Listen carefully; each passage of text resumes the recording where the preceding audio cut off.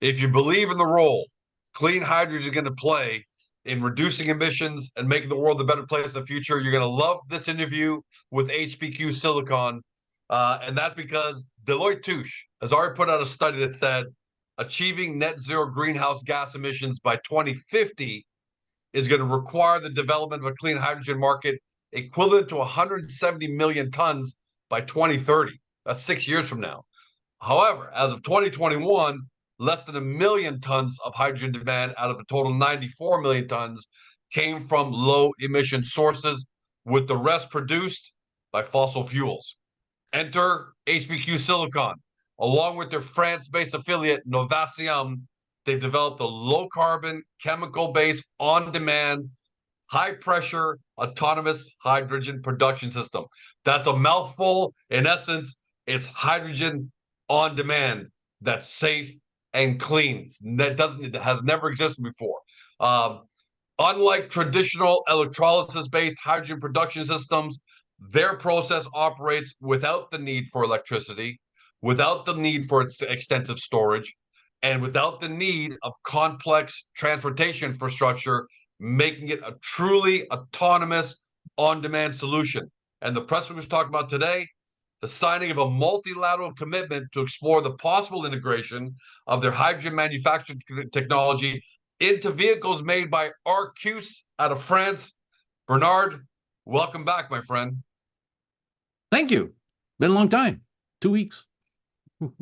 Yeah, and I got a feeling you've hacked my Expedia account because I'm in Vancouver this week. It seems like every time I go away, you've got an important press release for us to talk about, hence the lighting situation again. But back to this, I was taken by surprise this morning when I saw this press release. It was amazing.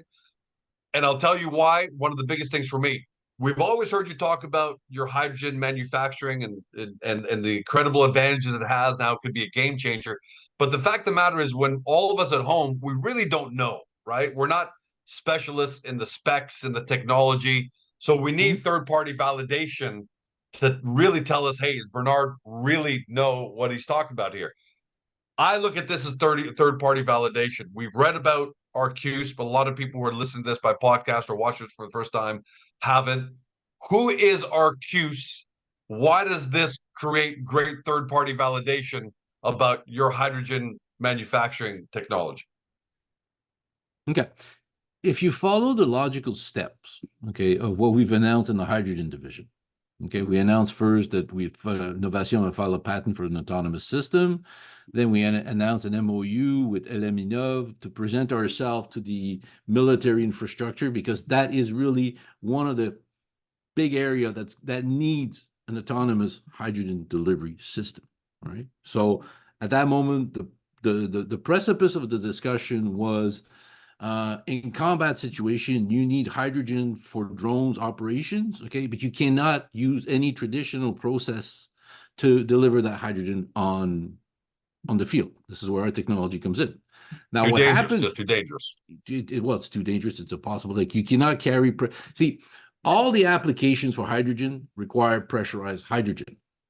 The default is you cannot ship pressurized hydrogen very, very far away from its source, okay, without massive amount of complication.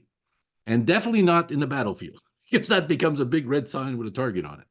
So there's a need for an autonomous delivery system. Now, as part of our discussion, as part of our marketing team in France, our sales team, sort of like, that's what INNOV is for us. They're sort of our sales team.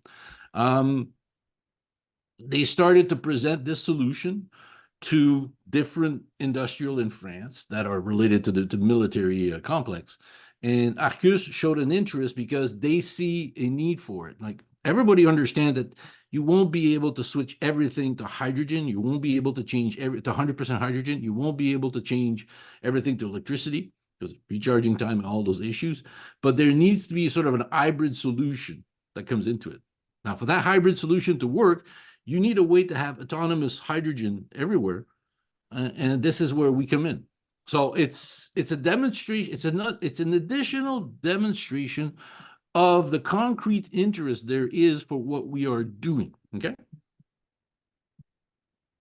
Okay, so great. What I want to know first was, Who is ARQUUS? Because a lot Okay, of us well, don't know who ARQUUS, they are. well, you know me. I'll go Let's to the talk about left. how big they are, how ARQUUS, important they are to all this. okay, ARQUUS used to be the old Renault military truck division that was bought by Volvo. Okay, so it's probably one of the second biggest logistic equipment manufacturer in Europe in the military field. So it is a big player, and it's part of a big group that is Volvo. But at this stage, it is a company that generates, close to $1 billion of sales, and it can be a very interested client for us to deliver those material. So the key point is they're in the field that we're looking into. They've shown an interest in what we're doing, and we're working with them to get it forward. Yeah, and I thought that was important to get across because look, we're in Yeah. North America. We don't know who ARQUUS is. And for all you know, it's George Calm swimming No, pool it's not. heaters. It's And the it market is is not five that. And units to help me heat my friends' pools. I think it's really important for everyone to understand just how yeah. big ARQUUS is, especially in the Mhm. military world out there. So how does integrating talk to us about how do they what are their specific reasons for signing this multilateral commitment to explore? What were Well, they obviously have the safety is same. what you talked about at the outset, but why HPQ? Why not somebody else? Why not George Calm Okay, first of hydrogen? all, okay, nobody is doing what we're doing in the sense of the small scalable technology. There might be other people that are working around hydrolysis, okay, but from my understanding, where we are in the field of doing it, there's not many people doing this. Actually, nobody else that we've seen. Okay, somebody pretty sure somewhere somebody's going to find me. Yes, but this company might do something similar. Fine, okay, but where we are in the process of having an autonomous system, okay, that uses a process of doing it, we are Novacium is at the leadership position in that regard, and HPQ being associated with Novacium, we're part of the infrastructure because either they're going to be using silicone to make green hydrogen, or they'll use other alloys that do use silicone into it. Okay. Plus, we have a right of selling this material everywhere else, and I've just started some discussion with some First Nation groups that could be showing some interest in deploying those technologies instead of having dirty diesel generator wherever they are. So the market for what we're talking about is massive. Okay, that's always a prerequisite. Where we are in the timeline now, we are building the first demonstration generator, and from then on there'll be contract. Probably once we have the demonstration generation, contracts will start coming in for selling them. So Yes. before we get to that, Mhm. I want to elaborate on that a little bit. I want to elaborate on this headline because the headline is we're exploring the possible integration of our hydrogen tech into, I'm paraphrasing, into their vehicles.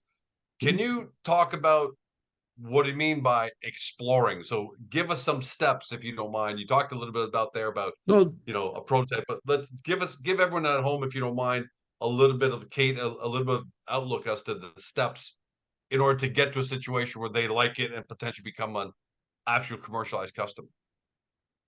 well, the first step for us is building the first prototype, which is going to be done this year, and for us starting to deliver and coming online. But you don't integrate these things overnight. Okay, so you have to start thinking. So there'll be exchange about this is how our system works. Where can it fit? How can we make it fit? Can we make some modifications? So this is all because this sort of agreement is sort of a combination of an NDA with an MOU into it. Sort of like that's what this type of agreement is, which is normal in the process of commercializing a new technology. Right? It's a new process, so they want to get in earlier in the process so they can figure out, okay, this looks very promising. Can you meet these type of specifications so we can exchange information and see how we can make the equipment they exactly need to make it fit in their truck? Of course, everything that we learn doing this is going to have multiple application everywhere else. If it works on a military truck, it's going to work on a civilian truck.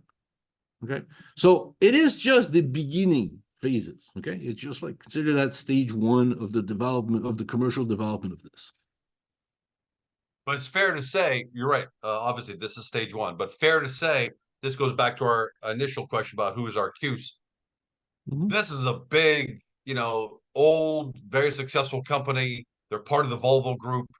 They're not wasting their time here. This is not a case of, they're dedicating resources. They're making a commitment to go through this exploration, right? So even though it's just the beginning, it's fair to say, Bernard, it's the beginning of a very serious process. All the processes are very serious. Okay, you have to understand the micro environment. You came out with a number from I forgot which Deloitte. KPMG or wherever Deloitte. said that. Deloitte. Okay. It's a known fact that everybody talks about we have to reduce the CO2 emission. There's some people chaining themselves up to trees. We're building an electric factory here in Quebec, and some people are chaining themselves up to trees. No, you can't cut the trees to make like it's. We have to do something, but people, there's a lot of chicken with no head running. Okay, we are actually developing a system to meet that demand. So the demand is there. It's really it's a bit like in the fume silica. Okay, if you make it, they will come. We know we can make it. We know all the parameters. We know where we are in the system. And just talking about this, if you go back to, and I understand a lot of people like to say that fluff press release, but we issued 2 press releases. One of them, which was the patent. Second one was we signing NOVACIUM, and we said we will be presenting this in October, I believe, at a military convention system. Okay. Well, from that preliminary discussion, we got this first /NDA MOU, which demonstrated moving along pretty quick. It's fair to say it is moving along pretty quick. Like sometimes I really don't get the thinking of people's like it should be faster. No, that everybody that says that basically has an ulterior motive in saying this. Yeah, and I'm going to address those investors too. It's like I don't even think they're investors. They're guys just they're the fundsters, right? But hey, we're not making pizzas here. No. We're not doing basic things like this. I mean, there's a bit of a long process, but this is the fastest way through this long process at the same time, right? Yeah. Would it be fair to say that, Bernard? Yes, but that's the issue is that investors or some people, make things because it takes time, it doesn't work. I'll give an example. It took us a year and a half to get the government grant to build a QRR. But we got it. And I'm not saying it's going to take that long.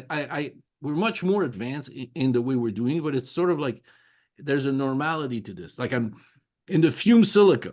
Okay, I'll give another example. We keep exchanging with different groups about moving forward, and it is moving forward. Like I'm not going to issue a press release on every time we have a bit of it, but I can present the picture correctly to say we're going in the right direction. This is the normal path it takes.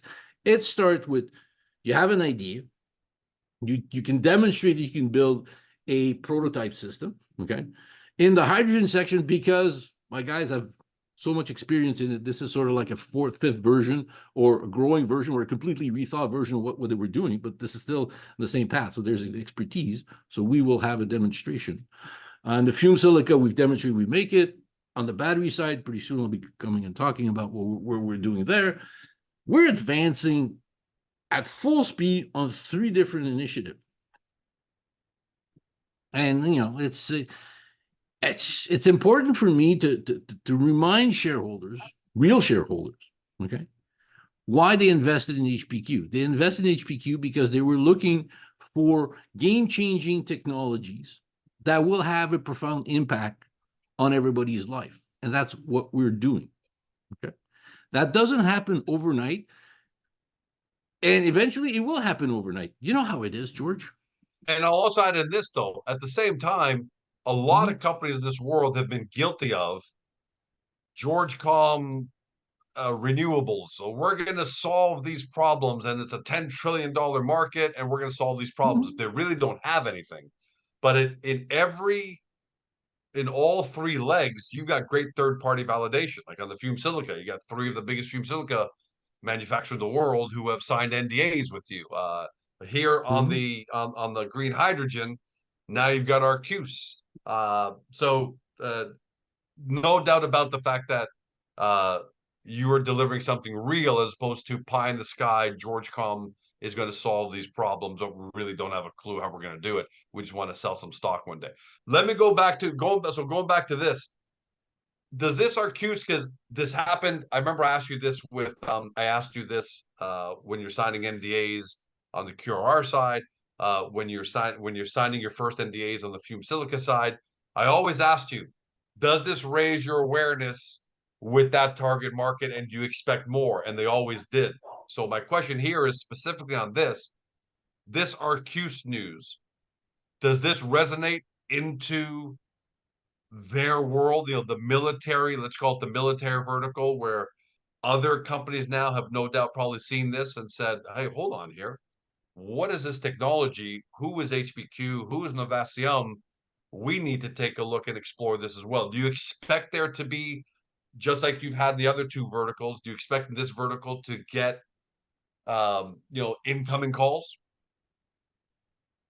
Yes, but I think this one's going to be different because in this section, okay, we have a we have a partner, INNOV, okay, which have strong ties within the European French military infrastructure, okay, and it is them that are pushing us to move faster to get the demonstrated to get the system moving forward. How can we speed it up? So it's very different. I sort of have like in all the other one, it's more organic how we get there. This one is more sales driven. Okay, I can tell you that if we had already the first generator down and we knew the cost, we could probably start to get orders even before we finished. Those are the level of discussions we're having internally and moving that forward. So it's important for me to keep my shareholders, my real shareholders, okay, updated of what's going on. Okay, I would hate for shareholders to listening to the FUDs decide to get out now, because what will happen is we will become a 10 years or 5 years overnight success. And you know how it is, George. One event, which one it is, I have almost every foreign company. Yeah, it's what's going to be the trigger event for this? I don't know. If I knew it, I'd be a gazillionaire, but I'm not. I'm just highly invested in HPQ. I also like the fact that, look, we know green hydrogen is going to be clean hydrogen is going to be really important to reducing emissions, and there are 1,000 applications. But the problem with that is, that I see with companies all the time, they're chasing every potential lead in the different verticals, different applications, and the fact is they get nowhere.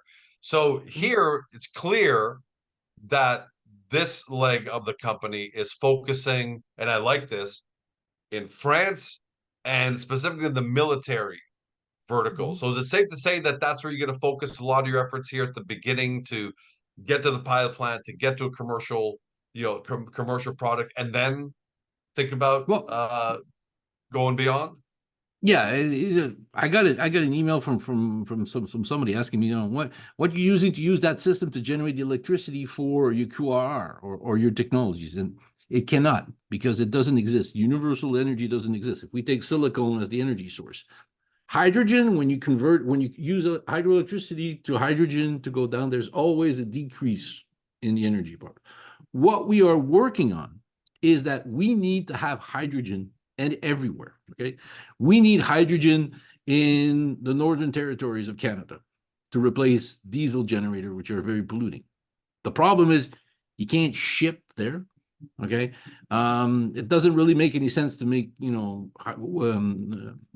basically wind turbines to generate the electricity to make the hydrogen. But it'd be much more simpler just to ship in container the raw material needed to generate the hydrogen. You make it, because it's a fully circular technology. So the image that people have to understand is our technology has an important place, will fit an important place in a massive market. And we are advancing into this. What this document shows today, what this interest shows today is that, as you say, it's not just me talking this. There's at least one big company that already started, says, we want your technology now. The need for this technology is now. And by the way, the example you're giving earlier about shipping hydrogen and using wind turbines, that's a status quo. That's not, your solution is solving that problem. I want to make sure. Yeah. my solution, our solution basically resolves that issue, but because it gives the opportunity to generate the electricity or the energy on demand. That's what hydrogen is, Devil's advocate, Mm-hmm. because I don't care who you are, and not you specifically. I don't care what company there's in the world.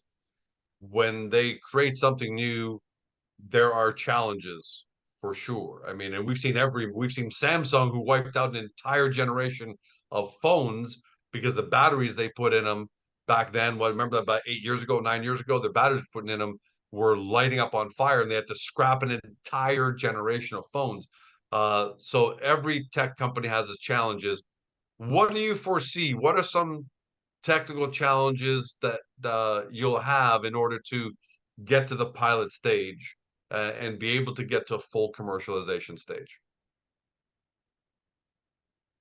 As I said, I think we've addressed most of them internally, and especially with the concept of us joining our technology with another proven technology will reduce the levels of risk. There's always a bit of risk, but it's mostly going to be, I think, basically fine tuning the system and getting to work better, getting more efficiency out of the system, and then for us to be able to deliver. Because the great revenue part out of this for HPQ is going to be like a printer. Okay, it's not the printer you make money with; it's the ink. Okay, and that's what we control. We'll control the ink. We'll control what goes into it. Okay, like I'll use the analogy that I used before for the fumed silica, where I said, it's like oil. You got gas. I just eliminate all the with fumed silica. I eliminate all the refinery. Okay. Well, in this case, okay, I own the refinery, which is very green because I own the refinery, and I'm the only one that can sell this because it's a patented process. So the potential revenue generation from this is massive, and we're just at the beginning of moving forward. And that's just one of the verticalities within HPQ. And eventually, Go ahead. And eventually, the market will wake up to this reality. Forget what the FUDs are saying, because everything is moving forward toward reaching that goal.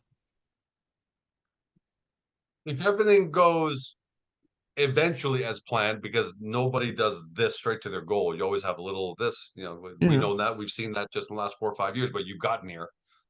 If everything does go well with your hydrogen initiative, I'm assuming at some point you're going to start entering into licensing agreements, right? Because HPQ Novacium, you guys are not going to be able to attack the entire global market.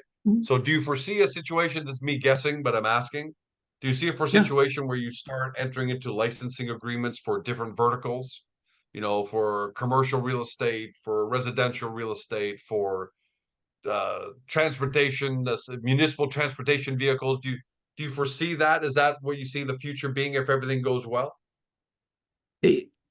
There are multiple ways, but as you just said, okay, we're going to focus ourselves on being the one that furnishes the ink for the cartridges, so that we're the only one that does that.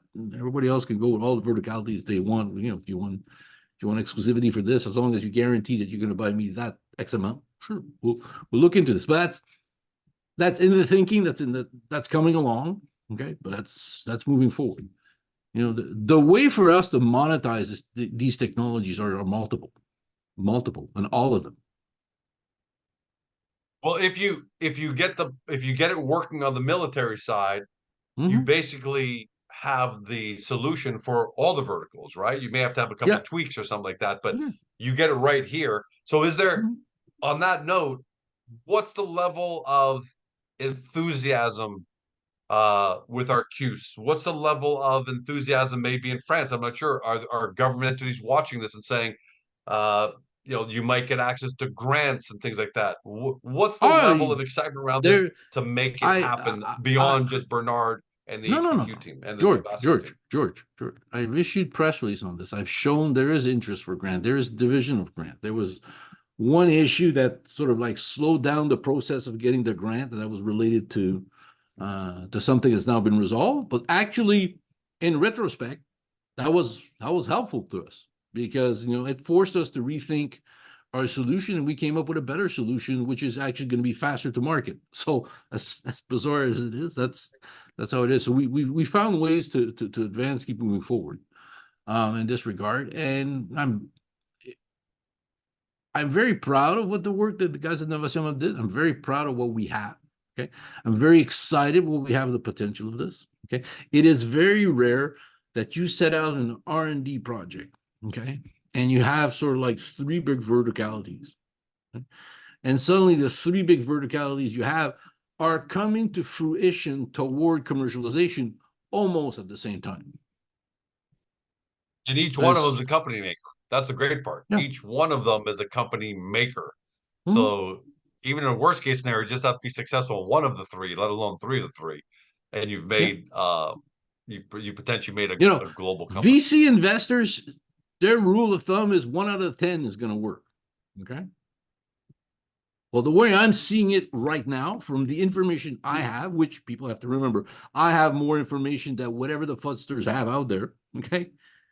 I'm seeing like, oh, we could have a 3 for 3.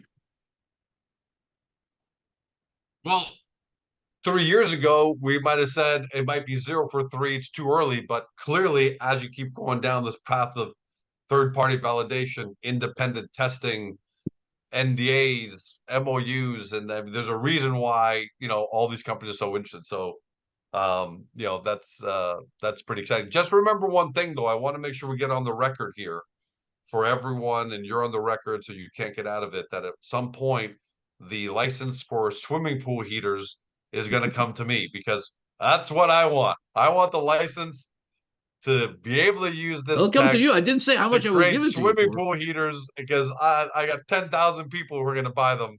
And I just want to be on the record here. So in case that's ever up for dispute, my man. Well, you're going to have to write a big check. Last words to you. So, what should we wait for next on the hydrogen side? Is there going to be a bit of a gap here? Because now, okay, we're in with ARQUUS. Our partners in France have brought us the right partner here.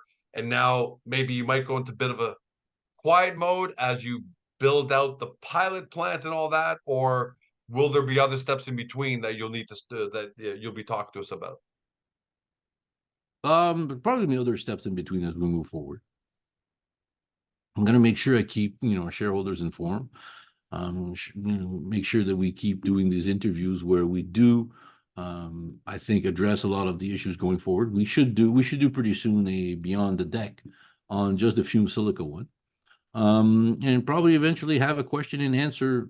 Really have time to have a question and answer period to get all those issues moving forward. My key takeaway I want shareholders to understand is that HPQ is moving forward. Okay, and a difficult market environment here, but it is really it's what we have is so unique. How many companies can basically says, okay, hydrogen, we had got the interest of a big player. In the car business, people got excited. When we're in the electricity business, people got completely nuts over the fact that we got some small, we got some people showing interest. We got even bigger interest now for hydrogen. And in the battery business, in the coming weeks, we'll start to explain more what is our game plan in this regard. And this is also going to be something that can be game-changing for HPQ in the sense of building another very strong verticalities in that regard. And the fume silica, it keeps advancing back and forth between different groups. So it's very interesting. Yeah, I can't wait to see what happens with fume silica there. We've got I will just table. Sooner or later, someone's gonna get it. I think someone's got to make a move sooner or later. Yeah, I'll just give shareholders a hint or a bit of a background on this. You understand the concept that Fudster keeps saying, "Oh, my press release are basically what the term? Non-revenue fluff, not revenue fluff." Well, very interesting. One of the groups I'm having a discussion, and they came back to me and asking me, okay, where we are in the discussion, we'd like to figure out how did you come up with that number, that discussion? That's the level of discussion we're having. So A, they're reading our press release. B, they understand the significance of the press release, okay? And They're trying to understand how The my fact that numbers the work. table talking with you means it's real. Because if you're putting out some kind of fantasy numbers out there, they wouldn't even pay attention to you. But the fact that they're reading the press releases, they're reading the numbers, Hmm. and then they're calling you up to say, "Hey, let's discuss these numbers." That tells me that you're on the Well, watch list. basically, By the way, going how back do you, to huh? go ahead, good. No, go ahead. No, no, it's just I find it interesting that the goal of that press release is twofold. Update shareholders of what's going on and send message to industrial player. And lo and behold, it is working. Yeah, I think the more value comes from how you're letting the market in each vertical know how fast you're moving ahead and validating numbers and all of that. I think that's when I read the ARQUUS one this morning, I said, okay, ARQUUS is part of the Volvo group. That means they are on the watch. They are being watched by several, like dozens and dozens of competitors, partners, yeah, news, news and information, so many people. That's why it's so important that this with ARQUUS and not with Georgecom swimming pool heaters, where no one's watching that. So who cares at the end of the day? And hopefully you'll sell me 5 units a year from now, and hooray, right? That doesn't matter. So that's why I love press releases like this, Bernard, because you proved on the fume silica side for sure how you're putting out the numbers, you're putting out your capabilities, and the industry's coming to you. So I can't wait to hear more of who else comes knocking on the door. By the way, I'm not sure if you answered the question, but I just want to ask it again. And I know you can't speak for ARQUUS. I know you can't. But what is their level, if you can, if you're able to kind of tell investors, what is their level of enthusiasm slash, I don't want to say excitement, but what's their level of enthusiasm in terms of this solution if it comes to fruition at the end of the day? Okay. How are they feeling about it? My best way to answer this is as follows. Okay. They have a problem, okay, that they know they have that situation. Okay. They're looking for solution. And when we presented our solution, they showed an immediate interest to sign this type of discussion. Take it for what it is. If it wasn't that big of an issue for them, maybe they would wait. Oh, we'll wait till the model's finished. They've shown that. Yeah, and if they're doing, you said earlier, $1 billion. Did you say earlier that they do it because they're I private? think So I I don't think get. Are they doing about $1 I billion think in revenue or? yeah. It's listen, it's big enough to need many of those systems. And as I tell you, we're gonna make more money with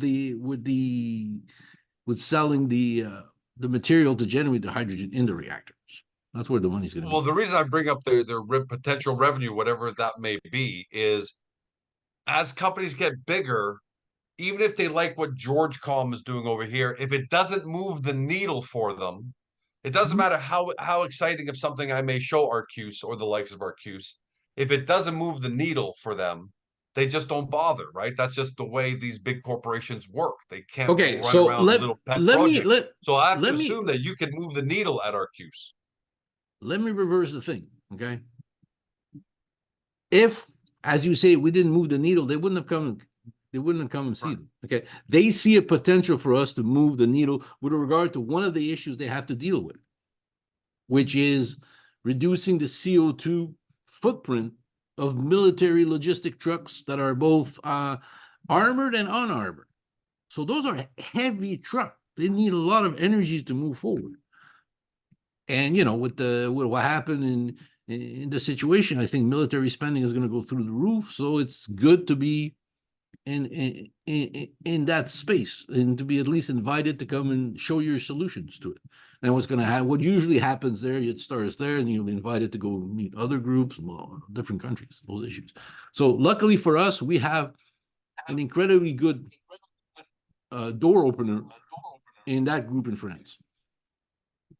Yeah, so that's a good, and I thought we are going to end this a couple minutes ago, but you just opened up something interesting for us to talk about for another couple of minutes, which is this is not just ARQUUS being a manufacturer who wants a better solution. Okay, that's great on its own, but there is obviously great pressure from their clients, from government entities to find a way to reduce the emissions of their very products at the end of the day. So that's also a catalyst to these conversations. Because if anybody's watching the news over the last 2 years between Ukraine and Middle East and all the wars, we're seeing these military vehicles and they're just spewing, their diesel, they're spewing out brown, black smoke. So is there that element also, Bernard, that helps push us along because they have mandates from government entities that want these to be cleaner emissions? In all of our verticalities, okay, there are government dictated initiative with regard to reducing, well, government and societal, okay? There is a pressure from society for big companies to reduce their CO2 emission, all right? And that is dictating something. Now, you have a situation where, some hippies would tell us we have to reduce our consumption. That's the only way to do it. And some forward-thinking people like us think, no, I think we can make the same material that you need in a much better way, much more efficient way, okay? That is going to be greener. And that's exactly what HPQ, that's what we call green engineering. And in our case, we're doing it for hydrogen, we're doing it for fumed silica, we're going to do it for battery material. Bernard, congratulations on another great milestone here. This is a really good one. I loved it. Can't wait to see how how the hydrogen initiative really moves along now, and how everything goes with ARQUUS. And lastly, how many people start calling and how many doors start knocking as a result of this over the next 30, 60 days. But congratulations, my friend. Thanks for joining us today. Thank you. To everybody at home, you've been watching or you've been listening to my podcast on Spotify, Google, Apple, your favorite podcast platform. To Bernard Toudion, CEO of HPQ Silicon, trades in Canada, HPQ, trades in the US, HPQFF. Thanks for joining us. Have a great day. See you next time.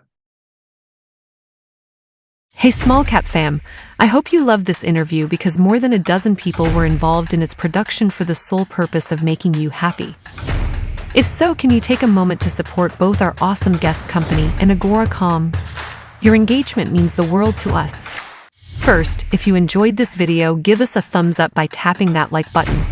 It's a small gesture that helps this interview reach even more potential investors to discover today's guest. Second, we would love to hear your feedback on this interview, so please leave a comment below. Be sure to keep it clean, but feel free to poke fun at George. If you loved what you heard on today's video and want to dig into our guest company right away, take a look at the links in the description below. And while you're at it, hit that subscribe button and ring the notification bell to never miss another great Agora.com small cap video. Thank you so much. We couldn't do any of this without you. Make sure to come back soon.